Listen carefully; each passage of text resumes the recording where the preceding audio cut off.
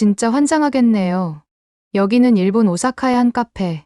한 동양인 남성이 난데없이 지갑을 열기 시작하더니 안에 있는 동전을 모조리 쏟아냅니다. 심지어 카페 직원이었던 여성에게 그 동전을 모조리 주우라고 시키기까지 하는데요. 이내 이 여성은 남성에게 놀라운 한마디를 던집니다. 과연 이 여성이 남성에게 했던 말이 뭐였는지 한번 알아보러 가실까요? 구독과 좋아요를 눌러주시면 영상 제작에 큰 힘이 됩니다. 안녕하세요. 저는 일본 오사카에 있는 한 스타벅스에서 아르바이트를 하고 있는 히로코라고 해요. 아르바이트를 하면서 느낀 건데 최근 들어 엔화 가치가 떨어지면서 일본으로 여행 오는 외국인 관광객들이 정말 많아졌더라고요. 특히 오사카는 유명 관광지다 보니 세계 각국에서 온 사람들로 북적이고 있었습니다. 특히 중국인 관광객과 한국인 관광객이 많아졌는데 최근 중국에서는 일본 가성비 여행이 유행이라면서 돈은 쓰지 않고 문화재만 망가뜨리고 간다는 소문이 돌더라고요. 돈은 쓰고 가지는 못할 망정, 있는 문화재도 망가뜨리고 있다니 정말 듣는데 어이없고 화만 났답니다. 곰곰이 생각해보면 중국의 최저시급이 일본의 반도 안 된다는데 그런 사람들이 과연 일본에서 얼마나 소비를 할까 싶기도 했어요. 사실 다 떠나서 제가 일하는 스타벅스에도 중국인 손님이 늘었다는 게 문제였습니다. 저는 어릴 때부터 언어를 배우는 걸 좋아해서 중국어와 한국어를 어느 정도 할 줄 알아요. 그런데 요즘은 그게 오히려 독이 된 것 같아요. 아무래도 외국인 관광객을 상대하는 게 다 제 몫이 돼서 스타벅스 일이 너무 힘들어졌거든요.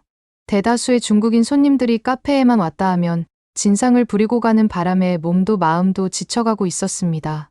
최근에는 이런 일이 있었어요. 저희가 스타벅스 멤버십에 가입한 분들은 주문할 때 등록된 이름을 불러드리는데 제가 실수로 한 중국인 관광객 고객 이름을 잘못 불러준 적이 있었습니다. 그랬더니 그 중국인 손님은 갑자기 화를 내며 왜 자기 이름을 잘못 부르냐고 삿대질을 하면서 큰 소리를 치셨어요. 하지만 이 정도는 그나마 양호한 편이에요. 메뉴를 고르시겠다고 카운터 앞에 오래 서 계시면서 메뉴가 많다고 투덜대시는 분들도 많아요. 심지어 5분이 넘도록 메뉴 선택을 못하길래 손님, 혹시 뒤에 계신 분 먼저 주문을 받아도 될까요? 결정되시면 알려주세요. 라고 공손히 말씀드렸는데 갑자기 표정이 돌변하더니 내가 누군지 아느냐는 식으로 소리를 지르더니 침을 튀기며 격양되어 말씀하시는 거예요. 그때 그 손님을 진정시키느라 혼났다니까요. 어느 날은 스타벅스 적립 혜택인 프리퀀시를 적립하시겠냐고 여쭤봤더니 갑자기 화를 내시며 어떻게 여기는 QR코드 하나 제대로 안 되어 있어? 라며 앞에 있던 쿠키를 카운터에 내동댕이 친 일도 있었습니다. 그때 그 쿠키는 산산조각 나서 도저히 다시 팔 수가 없었어요. 그날 저는 매니저님께 불려가서 중국인 고객 한 명을 제대로 응대를 못한다고 한참 혼이 났답니다. 쿠키 값은 제 월급에서 깎였었고요. 중국인 손님들이 유독 많이 하시는 행동이 또 있어요. 커피를 다 마시고는 카운터로 와서 리필을 요구하시는 거예요. 분명히 낸 금액은 한 잔 가격이었는데 몇 잔이고 공짜로 리필해 달라는 건 정말 상식 밖의 행동 같아요. 매번 이런 일이 반복될 때마다 저도 더 이상 어떻게 그 중국인 손님들을 대해야 할지 몰라 한숨밖에 안 나온답니다. 어느 날은 중국인 진상 손님들이 저한테 손가락질을 하면서 뭐라고 욕을 하고 있었는데 그걸 보던 매니저님은 저를 도와주기는커녕 한숨을 푹 내쉬시며 저더러 그냥 저쪽 테이블이나 치우고 있으라는 듯이 손을 휘저어 보내더라고요. 속으로 진짜 내 편은 하나도 없구나 하는 마음에 너무 속상했답니다. 거기다가 매니저님이 또 뒤에서 저에 대해 안 좋게 말씀하시겠구나 싶어서 괜히 마음이 안 좋더라고요. 제가 왜 이런 생각을 하는지 이해 안 가는 분들도 계실 텐데 일본에서는 남이 욕을 앞에서 직접 하기보다는 뒤에서 음침하게 할 때가 많거든요. 그렇게 뒷담화 당할 각오를 하면서 테이블로 걸어가는데 저는 충격적인 장면을 보게 되었고 깜짝 놀라서 그 자리에 멈춰서 있을 수밖에 없었습니다. 한 중국인 관광객이 멀티탭을 꺼내 들고서는 핸드폰과 태블릿, 심지어 노트북까지 충전하고 있는 게 아니겠어요? 코드가 여기저기 얽혀져서 자칫 손님들이 걸려 넘어질 수도 있는 상황이었습니다. 하지만 더 큰일은 그 옆 테이블이었어요. 냄새가 진동을 하는 외부 음식들을 잔뜩 펼쳐놓은 채 우걱우걱 먹어대면서 껍질이며 이쑤시개를 마구잡이로 바닥에 내던지고 있었거든요. 얼룩덜룩한 국물이 테이블은 물론 의자와 바닥까지 흥건히 적셔대고 있었어요. 이걸 보고 있자니 멀티탭은 둘째치고라도 외부 음식 냄새가 너무 심해 다른 손님들한테까지 피해가 갈 것 같더군요. 그래서 여기서는 외부 음식을 먹으면 안 된다고 정중히 말씀드려봤습니다. 그랬더니 먹고 있던 그 중국인의 안색이 갑자기 변하더니 먹던 음식을 탁 바닥에 내던져버리는 게 아니겠어요? 던져버린 음식들이 사방팔방으로 튀면서 제 앞치마를 흠뻑 적셨습니다. 그 꼴을 보고 있자니 눈앞이 캄캄해지면서 다리에 힘이 풀리는 것 같더군요. 이 난장판을 치워야 한다는 생각에 이마에선 식은땀이 줄줄 흐르기 시작했습니다. 걸레를 들고 닦으면서 하마터면 눈물을 터뜨릴 뻔했어요. 내가 대체 무슨 죄를 지었길래 이런 취급을 받아야 하는 거지? 라는 생각이 머릿속을 맴돌면서 가슴이 미어터질 것만 같았거든요. 이대로 일을 그만둬 버릴까? 잠시 그런 생각마저 들더라고요. 하지만 막상 그럴 용기는 없었어요. 생활비를 벌어야 했으니까요. 그렇다고 계속 이런 식으로 일할 수도 없고 미쳐버릴 노릇이었습니다. 그렇게 소가리를 하던 어느 날 매장에 한국인 손님들이 유독 많이 오시는 거예요. 중국인들의 행태에 진절머리가 나 있던 터라 한국인 손님들과 자연스레 비교하게 되더라고요. 먼저 주문부터가 남달랐어요. 자기 순서가 되기도 전에 모바일 앱으로 메뉴 선택부터 정립까지 전부 미리 준비해 오시더라고요. 카운터에서도 또박또박 자신의 주문 내역을 읊어주시니 제가 실수할 일도 없었습니다.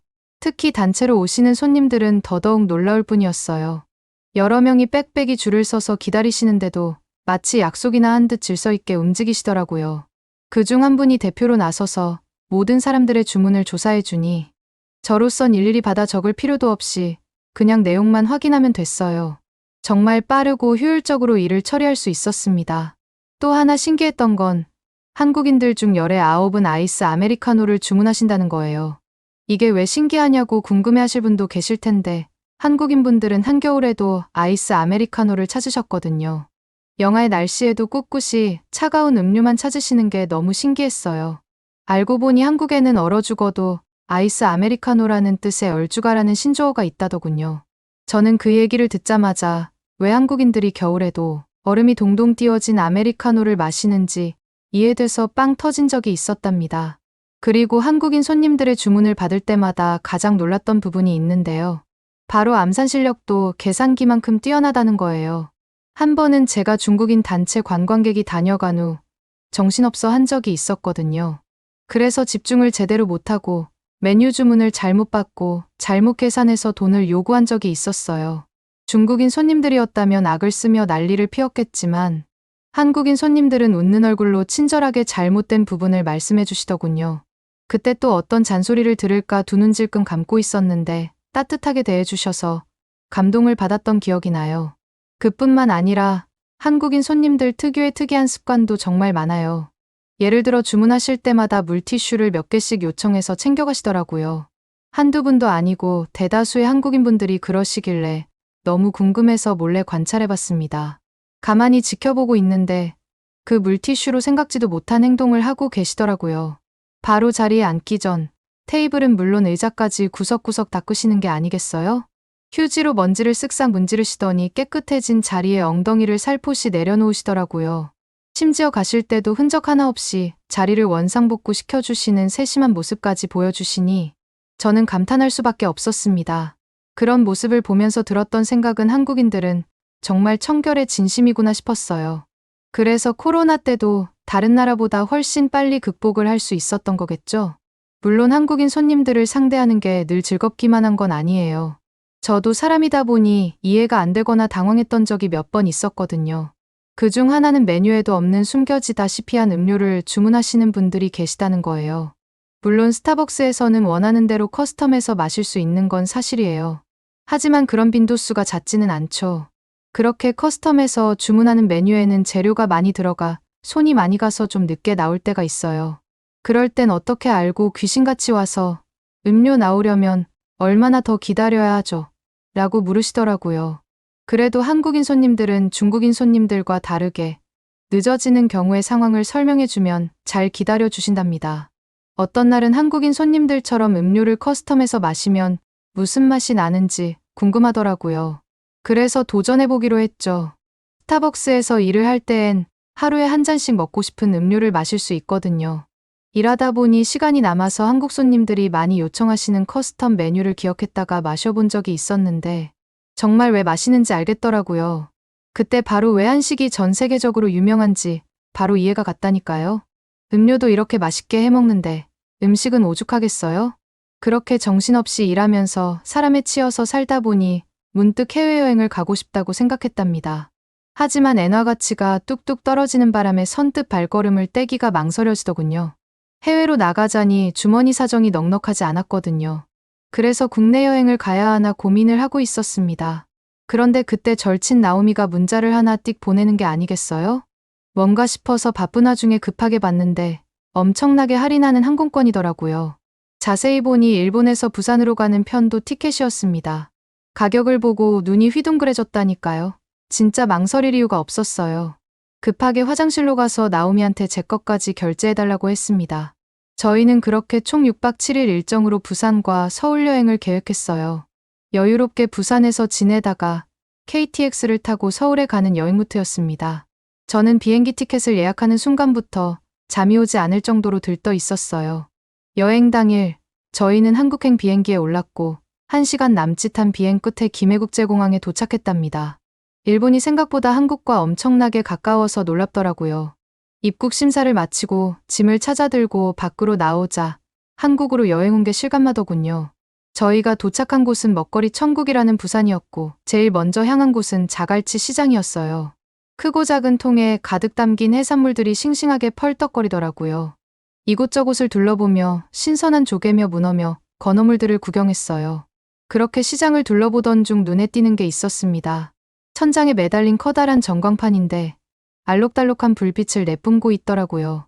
신호등처럼 번쩍이는 빨강과 노랑, 초록 불빛이 뭔가를 알리는 것 같았습니다.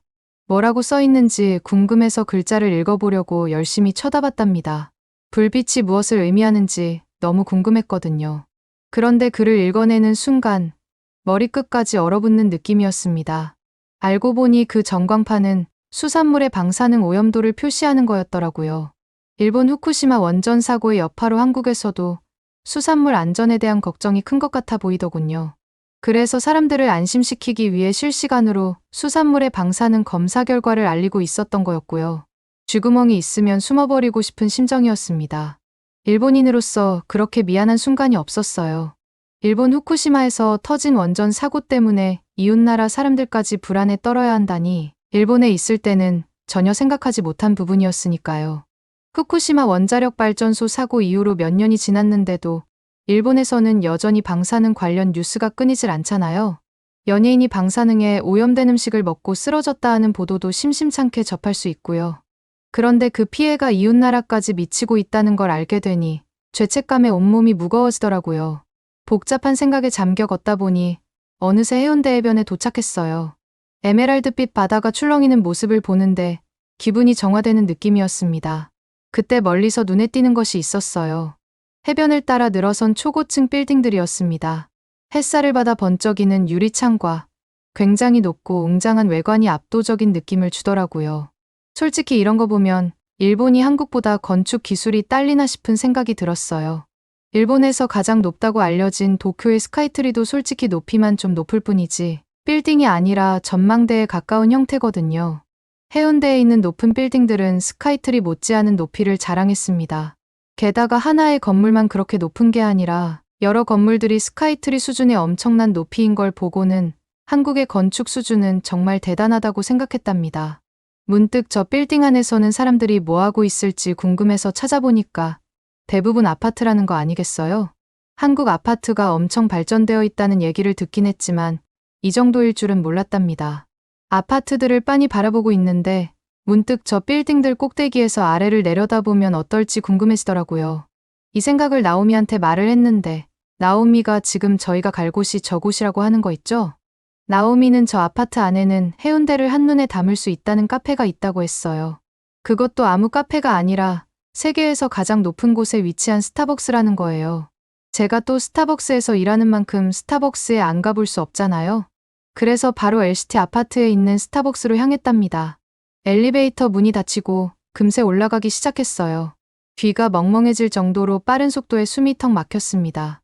이윽고 엘리베이터 문이 스르륵 열렸고 제 눈앞에 펼쳐진 광경에 절로 탄성이 나왔어요. 카페는 온통 통유리로 뒤덮여 있더라고요. 창밖으로는 탁 트여 있는 해운대 바다가 한눈에 들어오는데 그렇게 눈이 맑아지는 듯한 느낌은 정말 태어나서 처음이었습니다. 바닥도 유리로 되어 있는 곳이 있었는데 그곳을 지나갈 땐 카페 높이가 워낙 높다 보니 아래를 바라보면 온몸이 간지러운 느낌이 들면서 소름이 돋았답니다. 제가 만약 일하는 곳이 이런 곳에 있는 스타벅스라면 그렇게까지 스트레스를 받지 않았을 것 같다는 생각도 들더군요. 여기서 일하는 직원이 참 부러웠답니다. 그렇게 해운대에서 잊지 못할 추억을 만들고 저희는 다음 행선지인 서울로 가기 위해 KTX를 타러 부산역으로 향했습니다. 서울로 향하는 KTX를 타기 위해 부산역으로 가는 중이었어요. 그런데 부산역 쪽으로 향하는 에스컬레이터에 올라타는데 뭔가 이상한 느낌이 들더라고요.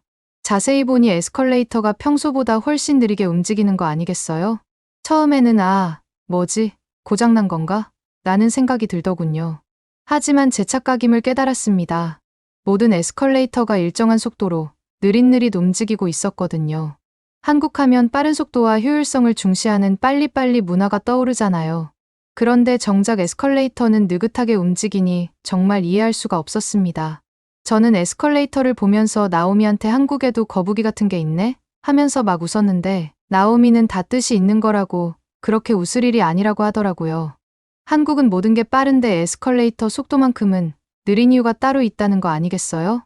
제가 궁금하다는 표정을 짓자 나오미는 노약자와 어린이들이 안전하게 이용할 수 있도록 배려하기 위해서라고 말을 해주더군요. 빠른 속도의 몸의 균형을 이룰 수 있는 분들을 위해 속도를 느리게 조절하는 거라고 했습니다. 그 사실을 알고 보니 에스컬레이터를 바라보는 시선이 달라지더라고요. 단순히 오르내리는 기계가 아니라 모두가 편하게 이용할 수 있도록 세심하게 배려했다는 점이 너무 멋있다고 생각했어요. 개개인의 이익보다는 공동체 전체의 편의를 먼저 생각하는 문화를 가진 한국이 정말 대단하다고 생각했답니다. 제 입으로 말하긴 좀 뭐하지만 한국 사람들과 비교했을 때 일본 사람들은 이기적이고 개인주의적인 성향이 강한 편이거든요. 일본의 에스컬레이터만 봐도 한국과는 다르게 엄청 빨라요. 일본 하면 뭐든지 느리잖아요. 그런데 정작 느려야 할 때 빠르고 빨라야 할 때 느린 일본이 참 답답하게 느껴지더라고요. 그렇게 저희는 에스컬레이터를 타고 내려와 KTX에 올라탔어요. 일본에서 많이 이용하는 신칸센과 비교해보니 KTX만의 독특한 장점들이 눈에 띄더라고요. 우선 가격이 일본 신칸센보다 훨씬 저렴했어요. 비슷한 거리를 이동하는데 신칸센은 KTX의 2배나 되는 요금을 내야 한답니다. 좌석 배치도 KTX가 훨씬 편리해 보였어요. 신칸센은 좌석이 3개씩 붙어 있어서 가운데에 앉으면 양옆 사람과 팔꿈치가 부딪힐 때가 많거든요. 하지만 KTX는 좌석이 2개씩만 연결되어 있었죠. 통로 쪽으로 팔걸이가 있어서 편하게 팔을 얹고 쉴 수 있었습니다. 덕분에 여행의 질이 한층 높아지는 느낌이었답니다. 부산에서 찍었던 사진들을 처음부터 끝까지 살펴보니 어느새 핸드폰 배터리에 빨간불이 들어오더라고요. 저는 보조 배터리를 가지고 올 걸 하면서 속으로 후회하며 충전기를 찾는데 옆자리에 나오미가 자리 밑에 콘센트가 있으니 거기 꽂으면 된다는 거 아니겠어요? 갑자기 무슨 얘기를 하는 건가 싶은 생각을 했는데 나오미가 아까 기차를 탈 때 의자 아래쪽에 콘센트가 있는 걸 봤었다고 하더라고요. 저도 충전하려고 한번 봤는데 무선 충전까지 되는 거 아니겠어요? 도대체 한국 기차는 어디까지 발전한 건가 놀라지 않을 수가 없었어요. 설마 다른 자리에도 있겠어 하면서 순간 의아해하며 자리들을 살펴봤어요. 제 자리에만 있는 게 아니라 모든 좌석에 충전기가 설치되어 있는 거예요. 신칸센에는 창가 쪽 좌석에만 콘센트가 있거든요. 그래서 복도 쪽 자리에 앉게 되면 창가 쪽에 앉은 사람에게 양해를 구하고 쓰거나 그마저도 누군가 먼저 쓰고 있으면 그냥 핸드폰 쓰는 걸 포기해야 했어요. 하지만 KTX에는 전 좌석에 콘센트가 있으니 정말 편리했답니다. 서울에 도착하자마자 제가 제일 먼저 가고 싶었던 곳이 있었어요. 바로 드라마 이태원 클라스의 배경이 된 이태원이었습니다. 처음 한글을 배우고 드라마를 볼 수 있게 되었을 때 우연히 접한 드라마가 이태원 클라스였거든요. 한국 특유의 독특한 분위기에 홀려서 그날 밤을 새가면서 보곤 했죠. 그때부터 한국에 가게 된다면 꼭 이태원이라는 동네를 가봐야겠다고 생각이 들었답니다. 화면에서 보이는 거리의 분위기는 물론이고 등장인물들이 즐겨 찾는 식당과 카페들도 너무 멋있어 보였거든요. 그래서 서울에 도착하자마자 지하철을 타고 이태원역으로 향했고 저희는 골목골목 구경하는 재미에 푹 빠졌었어요. 노란 간판의 멕시코 식당을 지날 때는 브리또 냄새에 절로 침이 고였습니다. 발걸음을 멈추고 먹을까 말까 한참을 고민했지만 그날 저녁은 꼭 먹기로 한 게 있었어서 꼭 참아냈답니다. 저희가 필사적으로 브리또를 먹고 싶은 마음을 참고 간 곳은 바로 남대문 시장이었어요. 시장에 들어서자마자 저희는 길거리 가득 즐비한 음식들 앞에서 바로 무너지고 말았습니다. 떡볶이에 고구마에 호떡까지 정말 먹지 않고 배길 수가 없더라고요. 눈과 코를 간지럽히는 유혹을 외면할 수가 없었어요. 참다 못한 저희는 여러 가지 간식 중에 딱 하나만 먹자고 약속했습니다. 저희는 여러 가지 간식들 중에 하나를 골라내는 게 너무 힘들었지만 생각보다 빨리 고를 수 있었어요. 저희가 고른 메뉴는 바로 야채 호떡이었습니다. 채소가 들어간 호떡이 상상도 안 가서 한번 먹어보고 싶다는 생각이 바로 들었거든요. 주문을 하고 뜨끈한 야채 호떡을 받아 들었습니다. 겉은 노릇노릇 바삭해 보이고 안에는 다양한 속을 볶은 냄새가 은은하게 풍겨 나오더라고요. 나오미와 함께 아뜨아뜨하면서 한 입 베어 물었는데 고소하고 바삭한 것과 만두 같은 속재료가 은은하게 단맛을 내면서 잘 어우러지는 게 아니겠어요?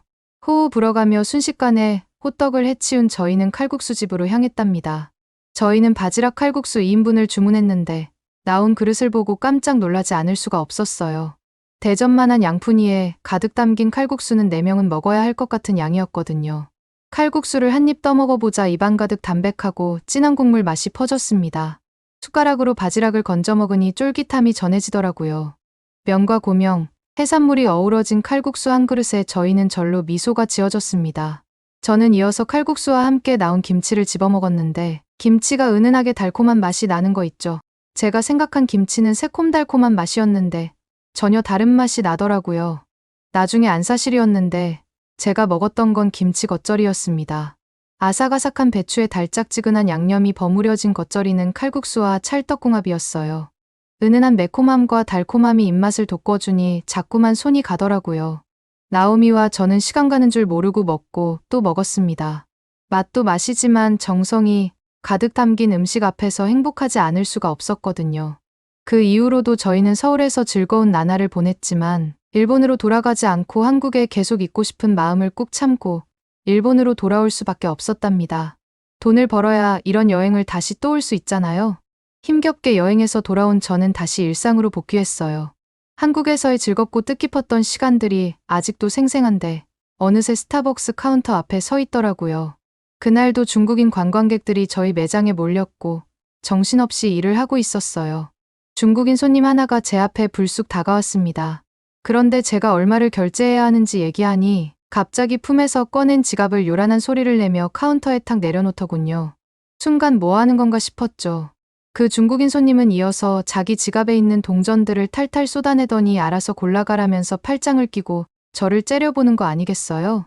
바닥에 동전이 떨어지는 소리가 어찌나 요란하던지 쨍그랑 소리가 계속해서 들리더라고요. 화가 몰려오는 걸 겨우 눌러 담으며 저는 숨을 골랐어요. 그렇게 내던져진 동전들은 사방팔방 다 튀어서 바닥이며 카운터며 여기저기에 뿌려져 있더군요.